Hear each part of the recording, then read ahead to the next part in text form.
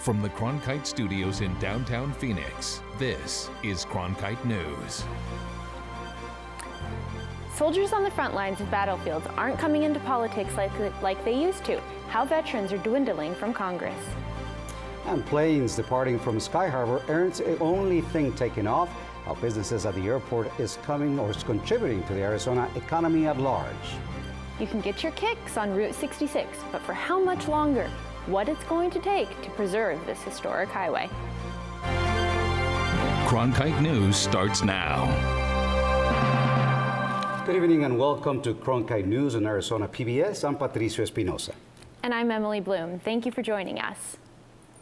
Phoenix Districts 2, 4, 6, and 8 are conducting elections for City Council this August, but only one district is competitive. Cronkite News reporter Holly Bernstein is in the broadcast center to tell us about how this incumbent and his challengers. Current District 6 Councilman Sal DeCiccio has not one but two opponents on the ballot, hoping to deny him a fourth term. Megan Ellis is a Michigan native and teacher here in Phoenix. You get a much better opportunity to start your career if you move down south and you move over here. Incentivizing teachers to work in Arizona is only one of many issues in the Phoenix City Council District 6 election, the only contested district this time around. This is DeCiccio's second time representing District 6, which encompasses the East Valley. Kevin Patterson is running for office for the first time. Patterson's campaign focuses on three main issues: responsible growth and economic development, cost-effective housing, and public services. Patterson also says he hopes to empower small businesses and entrepreneurs through local financing opportunities. I think that we need to make sure that the incentives that we put forth to, entice or enroll small businesses to expand in Phoenix, that it's definitely something that's equitable. Sophia Ronner is also running for office for the first time and is focusing on issues such as economic engines, fair market housing, and education. If elected, Ronner wishes to incentivize teachers to move into Phoenix. So the state actually is the one that is allowed to give the salaries. What we can do is peripheral stuff. We can make sure that they're not spending a dollar out of their pocket. We can make sure that there is housing and child care subsidies, for example. Incumbent Councilman Sal DeCiccio sent Cronkite News this statement, which says in part, "My record of successes on the council is clear. I have a strong reputation for protecting neighborhoods and preventing the commercialization of our neighborhoods. I never take elections lightly, and this one will be no different. But I am confident that voters will look at the work and success I've done and vote for me to continue those efforts." Ellis says she hopes whoever is elected accepts feedback from their constituents. I hope that they actually listen to the public and get the opinions of who lives here and what everyone really wants to have happen with different issues. Elections will be held on August 29th this year. If you want to vote by mail, you can request a ballot before August 18th. In the broadcast center, Holly Bernstein, Cronkite News. Some Tempe officials are continuing to push for limits on the amount of money that can be contributed to a candidate during elections. Arizona Capital Times reports the movement gained attention after city election funds in 2015 didn't get support. City Councilwoman Lauren Kuby says, quote, "Money is the root of public policy ills," end quote. Goldwater Institute attorney Jim Manley says contribution limits stifle free speech.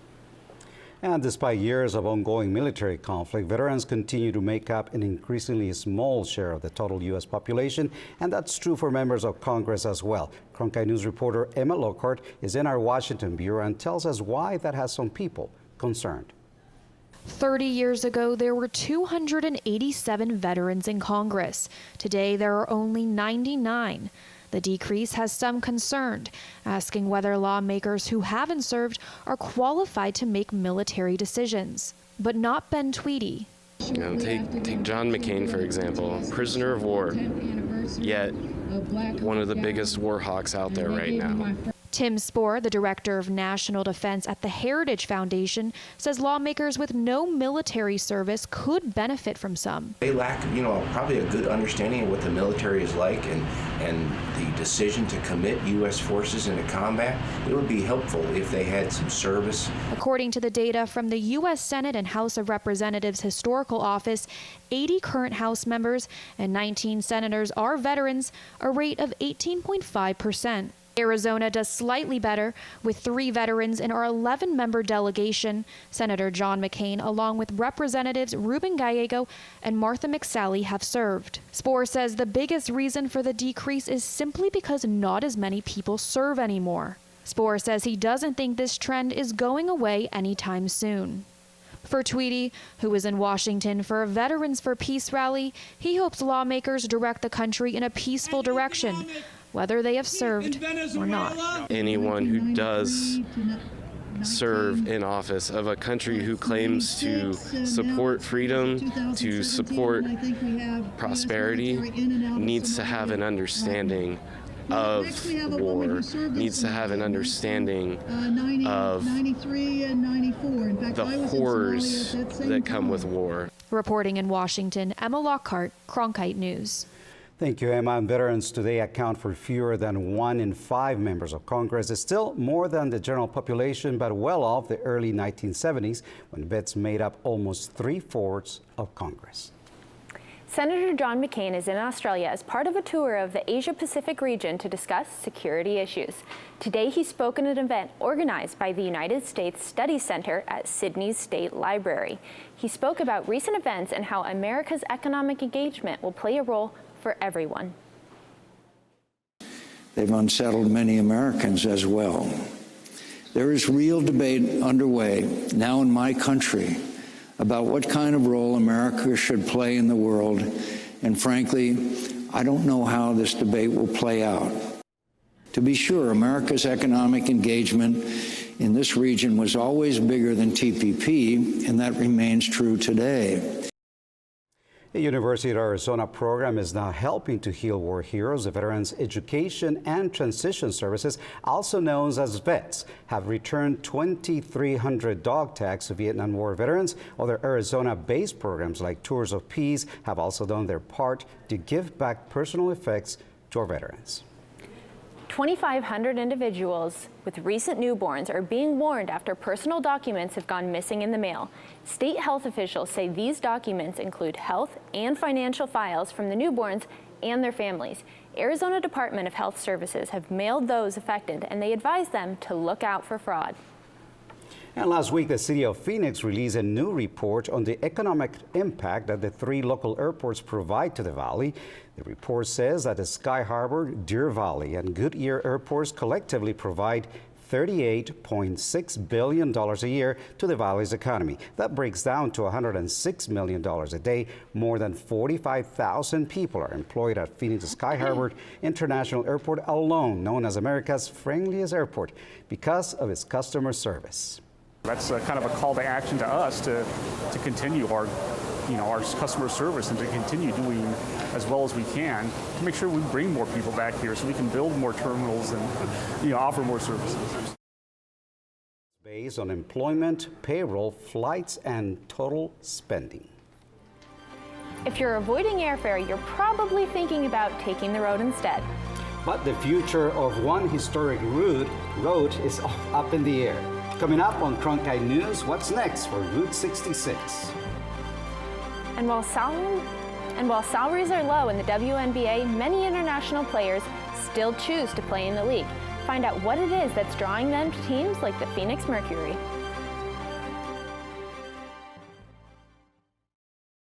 Managing editor of the CBS Evening News.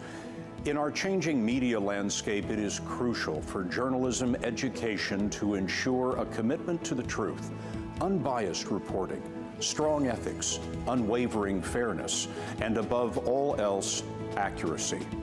These are the hallmarks of ASU's Walter Cronkite School of Journalism and Mass Communication. It's a place where students can innovate and transform the news industry while always upholding the values of the school's namesake. The Cronkite School at ASU, preparing the next generation for a stronger future of journalism. Discover so much more at azpbs.org/schedule, where it's easier than ever to find out what's on Arizona PBS. Access interactive digital and printable program guides, repeat times, and full episode descriptions. Watch program previews of best bets for the coming week. Search by title to find your favorite shows. You can even add programs to your calendar and get email reminders when they're about to start. It's easier than ever to find out what's on Arizona PBS. Discover so much more at azpbs.org/schedule. When you want to be more connected, friend us on Facebook. Follow us on Twitter. Watch us online.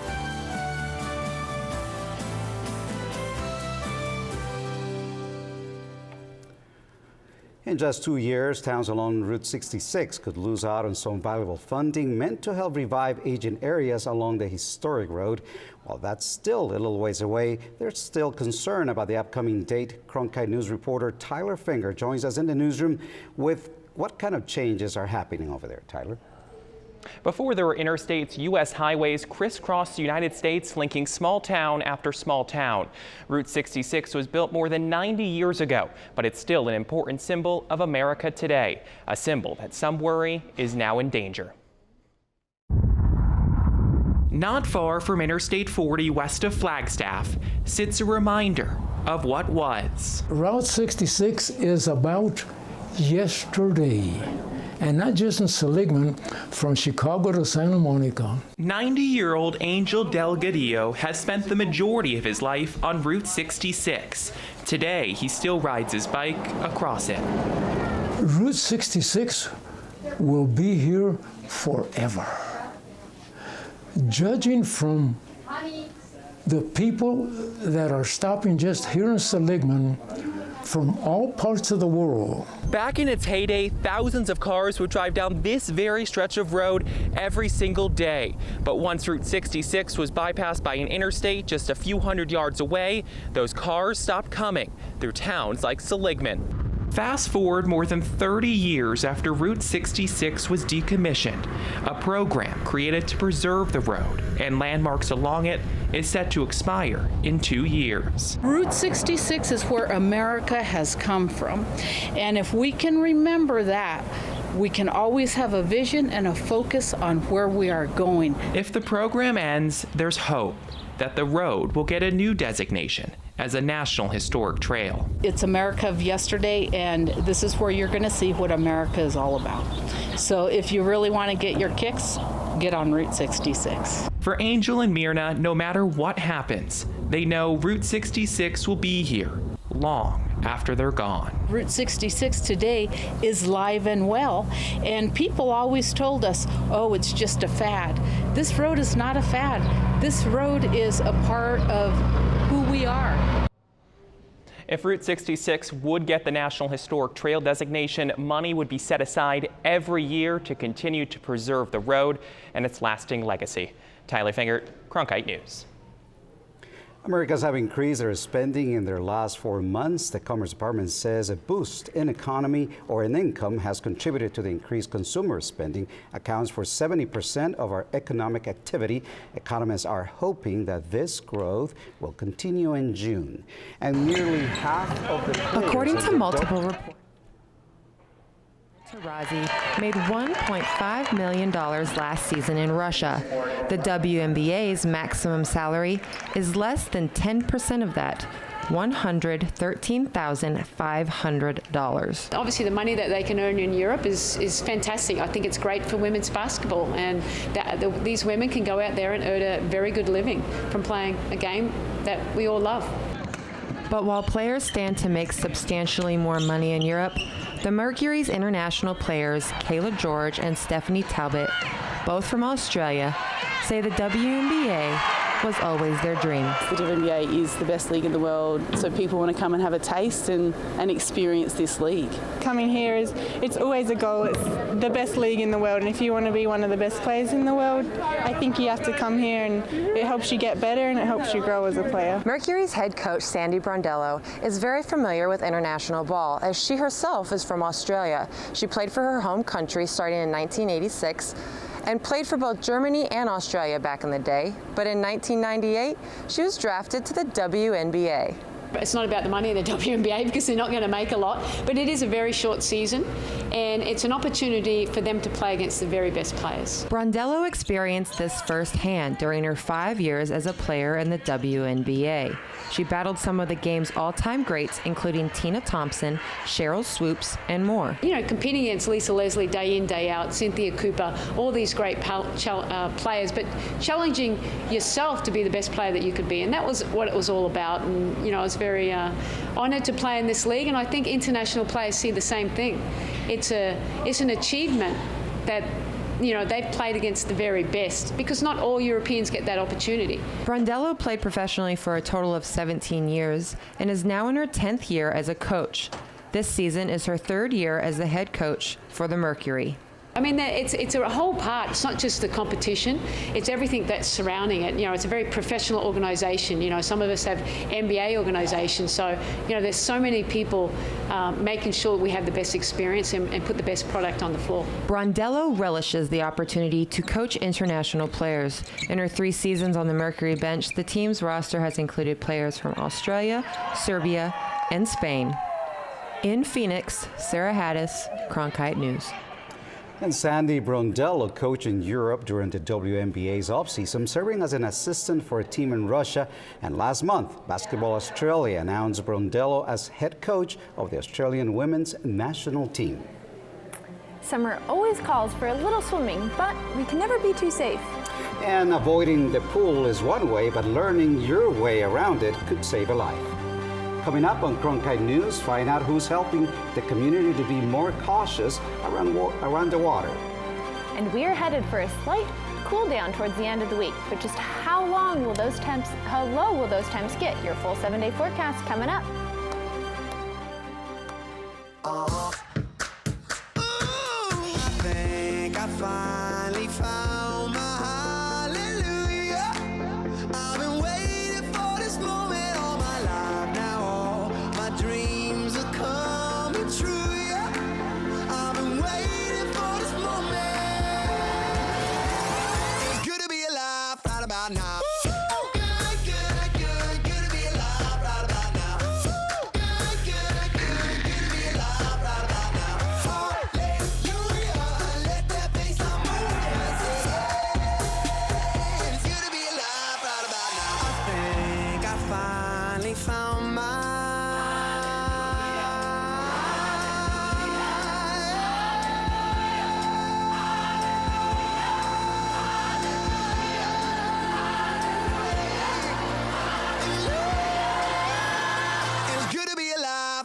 Now. The heat rising in summer just around the corner, it's important to keep kids safe around the pool. Blakely McHugh tells us what the YMCA is doing to promote water safety. Thanks, Emily. With 30 water-related incidents and 11 deaths in Maricopa and Pinal counties already this year, the YMCA is trying to do something to change that.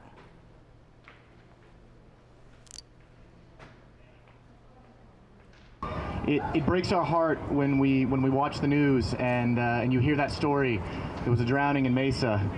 There was a drowning in Maryvale, and I think there's a common feeling that could have been prevented.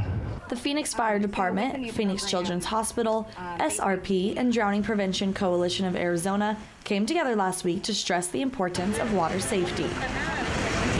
The YMCA opened the rest of their pool locations over the weekend. Preparing for the summer, they want to make sure that kids and adults are smart around water. Fire Captain Daniel Cheatham says that the amount of water incidents and deaths this year have already surpassed the amount at this time last year. To protect the community, we all need to be prepared. Classes, whether it be swimming, CPR, barriers around the pools, the devices, a life jacket if they're not prepared to swim, an alarm on the door. There's a lot of preventive measures, but they're all important when it comes to preventing drownings and water safety. To honor the 11 lives lost already this year to drownings in Maricopa and Pinal counties, 11 pairs of shoes were displayed.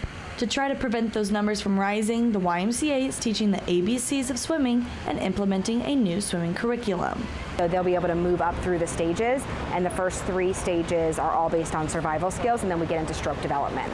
The new program makes it easier for parents to understand what their child is learning and making sure that all swimmers have basic survival skills. Throw these in the water.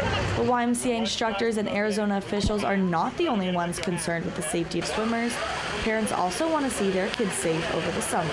Just in case for scary situations, there's times where he's a kid, he can run in. Actually, when we got here, he thought, he doesn't know how to swim yet, but he thought he knew how to swim. He was just ready to jump in, so. With the National Water Safety Month coming to a close, it's important that everyone knows how to be safe in and around the water. The YMCA has swimming classes for all ages, and financial assistance can be provided for those that need it. In the Broadcast Center, Blakely McHugh, Cronkite News. Thank you, Blakey. And severe storms are working their way across the southern United States. Thousands in Tennessee, North Carolina counties have been without power since a strong storm rolled through this weekend. Crews are working to clean up debris such as fallen trees and restore power as soon as possible. And here in the valley, the only extreme weather we are seeing is more than triple-digit heat. Emily is in the Weather Center with a look at this week's forecast, and it's just so hot out there. Emily? Yes, but we have at least got some cloud cover today, Patricio. We are currently sitting at 100, and looking at today, we saw a high of 101, just a couple of degrees above our average. And in 1910, we did set a record of 114 degrees. And looking at our temperatures across the state, we've got 102 in Lake Havasu, 79 at the Grand Canyon, 76 in Flagstaff, and 59 in Cholo. Now, the North Country is also looking at a 20% chance for scattered thunderstorms this afternoon. Looking at our radar, you can see right now their best chance is at around 7 p.m. tonight. The storm system is going to make its way out of the state overnight, but then it's going to pop back up tomorrow, giving them another 20% chance of scattered thunderstorms around the same time. And looking at our 7-day forecast, we'll drop down into those high 90s for Thursday and Friday, but for your weekend, you'll be back up into those triple digits with clear blue skies. For Cronkite Weather, I'm Emily Bloom.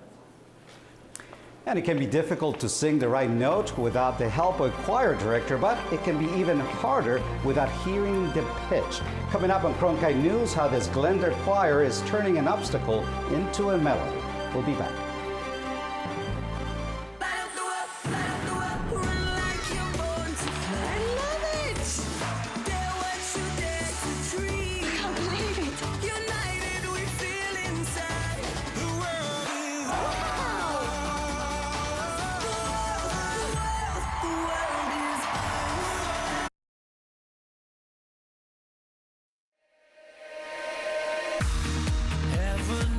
You're a dreamer. Don't hide it from anyone. Don't hide it from anyone. Hey, would you believe me if I said we are here for a reason now? This is our life. This is what counts. This is for us. I will go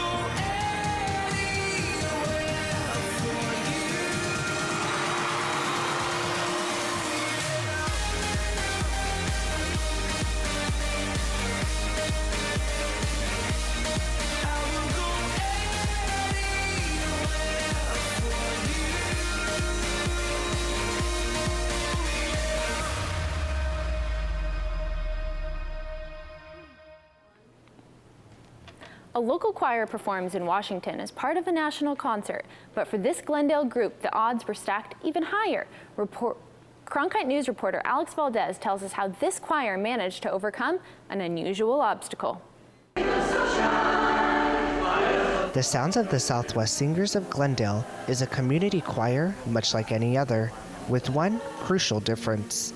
Their director and co-founder is deaf. A lot of their passion comes from knowing their director is hearing impaired. I think a part of that hearing impairment, they sing with enunciation. They sing with expression. Daller's parents discovered very early in his life that he was 90% deaf, a disability Daller has turned to an ability. I think I developed an ear for music and being able to play songs by ear. My parents discovered that when I was very young. Despite his hearing impairment, Daller says he has the gift of perfect pitch. You don't have to carry a pitch pipe around. You just sing a D, D, and they'll hear it and they know the first note of the song. Matt has directed the Sounds of the Southwest Choir for the past 6 years. He has taken his choir to many places all around the world, which has led them here at the National Memorial Day Festival in Washington, D.C. Daller and his wife Leanne co-founded the 150-member choir in 2010 as a way to give back to their community. I'm very, very proud to be a part of the Sounds of the Southwest Singers, and along with my wife Leanne, we are leading this group to great things. Members of the choir say their musical mission is to give the audience a way to connect to the music. It is a way for me to connect with other people, and we bring happiness to a lot of people as the people in the audience brings happiness to us. Butler says Daller is a large part of the reason for that happiness. If we didn't have Matt as our director, you realize how unique and special he is, and he get us to perform and sing our very best. Reporting in Washington, Alex Valdez, Cronkite News. The choir wrapped up its Washington tour yesterday at the Kennedy Center, where it performed as part of the National Memorial Day concert. And Cronkite News is proud to be the news division of Arizona PBS. Here's what's coming up on Arizona Horizon. On the next Arizona Horizon, employer responsibilities regarding workplace harassment. And we'll learn about a new drug and new treatment in the fight against ALS. That's the next Arizona Horizon. And that's it for Cronkite News tonight. Thanks for joining us. I'm Patricio Espinosa. And I'm Emily Bloom. For top Arizona stories anytime, go to CronkiteNewsAZ.pbs.org.